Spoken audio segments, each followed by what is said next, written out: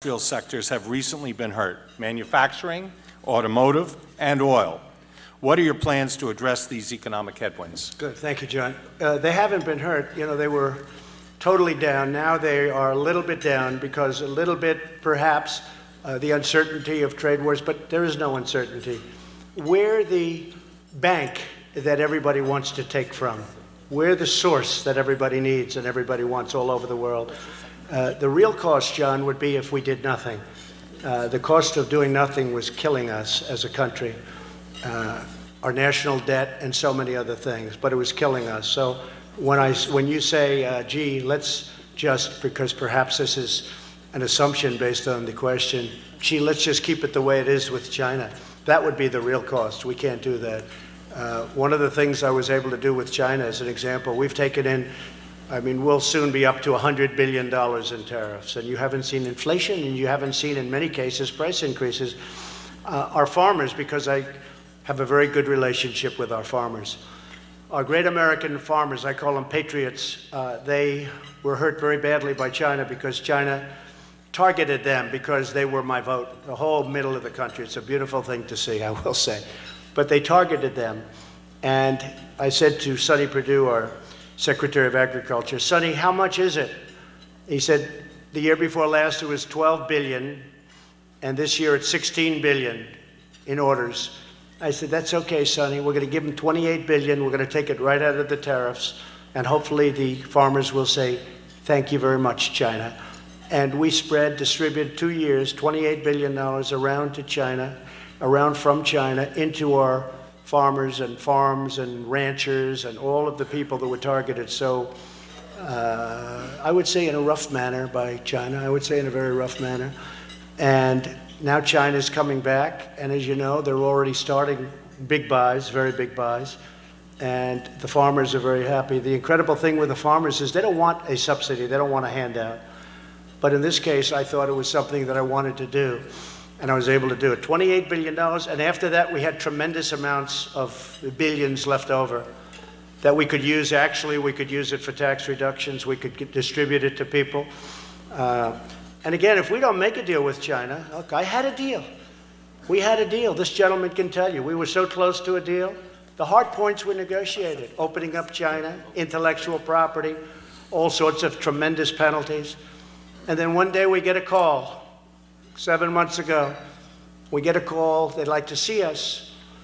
And we saw them, and they explained why they can't do 3 or 4 things that were already agreed to. And I said, okay, hey, look, I'm in the real estate business in New York. I've heard that before, sadly. It wasn't like, oh, gee, I'm so shocked. But I was a little surprised. You know, it's China. They're not supposed to do that. But they did. And I'll tell you what, I'll bet you they wished they didn't do it. Then I put on 25% tariffs on everything coming in, on the first $250 billion of product. It's going to 15% very soon. And I tell this to Larry, I tell it to everybody. If we don't make a deal, we're going to substantially raise those tariffs. They're going to be raised very substantially. And that's going to be true for other countries that mistreat us too, because we've been mistreated by so many countries. It's hard to believe. There are a few that haven't mistreated us. And you know, I can't blame them if you can get away with it. This is why I blame our past leadership. I don't know how it's gotten this way. So we'll have a trade deficit of, over the last, long period of time, close to $800 billion. Who ever heard of this? $800 billion of trade deficit. It's supposed to be the other way around. So we're changing it rapidly. It takes a while. You have statutory constraint. You have, in some cases, you take it to one phase, and then you have to, by law, wait 6 months before you can go to phase 2 and phase 3 and phase 4. But we've made a tremendous amount of progress, and we are respected on many fronts. We rebuilt our military, John, which is very important. We can all talk about trade, we can all talk about judges, we can all talk about everything we're doing. But if we don't have a military in this world today, you saw what we did with al-Baghdadi last week, and we have the greatest military force on earth. It was depleted when I took over. We have to spend money on the military, otherwise, it's wonderful to have budgets, but if we don't rebuild our military, and we have rebuilt it, $700 billion, $716 billion the second year, and $738 billion this year. And our military will be at a level that nobody can even come close to competing with. And that's where we have to be. We had a military that was so depleted, so bad, the planes were so old, many of them didn't fly. I could tell you stories about ammunition. They didn't have ammunition. We had a real problem. Well, we have to do that. Otherwise, everything we talk about doesn't matter. Because we have some very big, very powerful players. I'm not talking about radical Islam. I'm talking about beyond radical Islam. We have to look at the even bigger picture. But we handle radical Islamic terrorism in addition. We wiped out ISIS and now would like to bring our people back home. We kept the oil. You know, we kept the oil. We want to bring our people back home. But when I took over 3 years ago, ISIS was all over various parts of the Middle East. I'd show you a map. It was put as a certain color, and that color was very predominant, and now that color doesn't exist. Now you're going to have offshoots, and they'll start building up again, and it would be nice if other countries could handle it, but maybe they won't. But we've decimated ISIS and captured many, but we've decimated ISIS, and we're going to have to keep it that way. That's why we got the leader, al-Baghdadi, who, when you saw those orange jumpsuits with the cutting off of the heads standing on the beach, many young men in this case, that was all Baghdadi. And we also got his second. They had just taken a man, he just became second. Well, he got it too. And guess what? We have our eye on his third. His third has got a lot of problems because we know where he is too. So we have to keep it that way, otherwise we're going to continue to have problems. You look at what's happened in Europe, I mean, what's going on in Europe is very sad when you look at what's taken place in Europe. So they have to be able to straighten out their own problems. But John, we've rebuilt our military. Our manufacturing is coming back at a very, very strong pitch.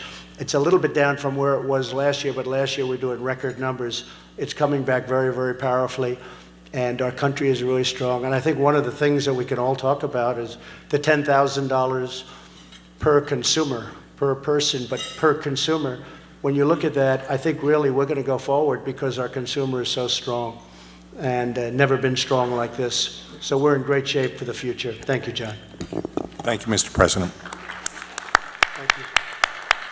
Mr. President, all the folks in the room are business leaders.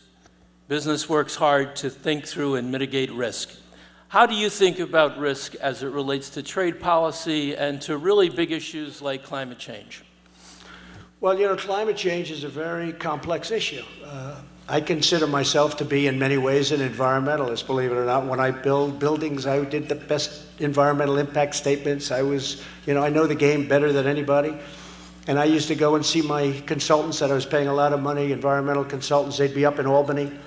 And I'd say, what are they doing up here? Well, they were trying to make it more difficult, so we'd have to hire them and pay them even more money than we were paying them now.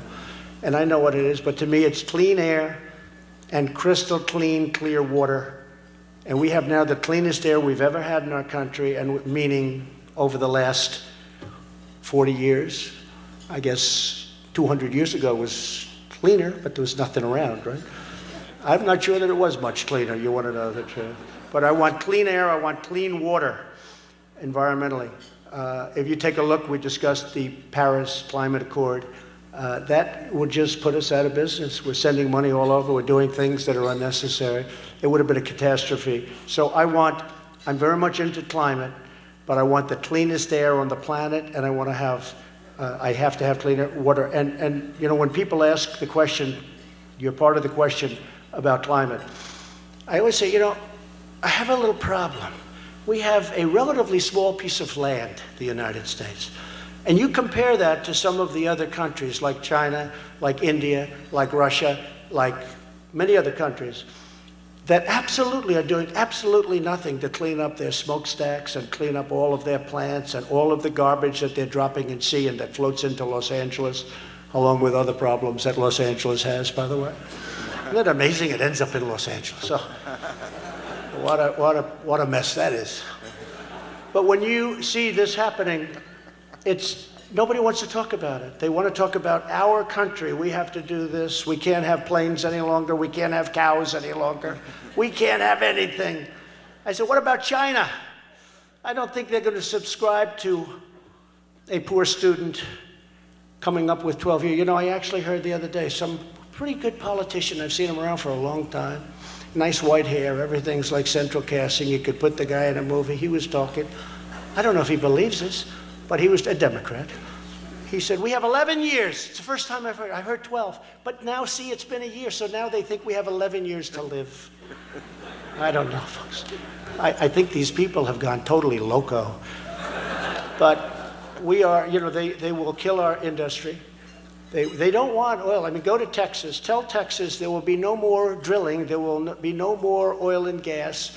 We'll put hundreds of thousands of people out of work. We won't fuel our factories. And now you're talking about millions and millions of people. And you're talking about a country that couldn't even exist.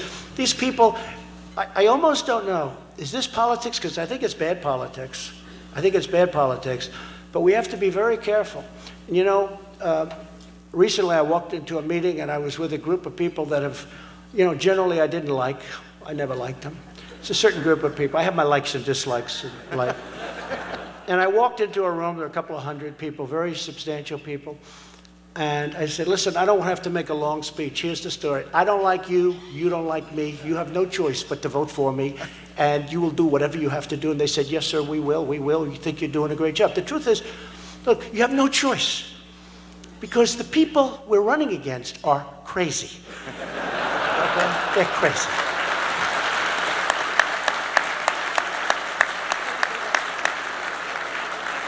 And I have to say this, I don't think there is that much. I think the biggest risk is the election, I'll be honest. I think the biggest risk, because I actually believe some of these people mean what they say. I really believe that. And it's just not acceptable. We have a very important election coming up.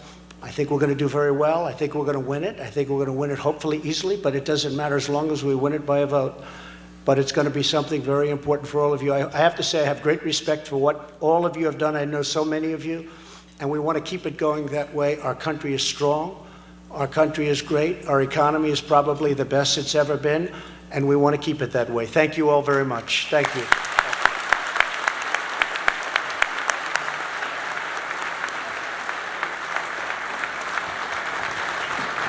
Thank you, Mr. President. Let's give him a applause.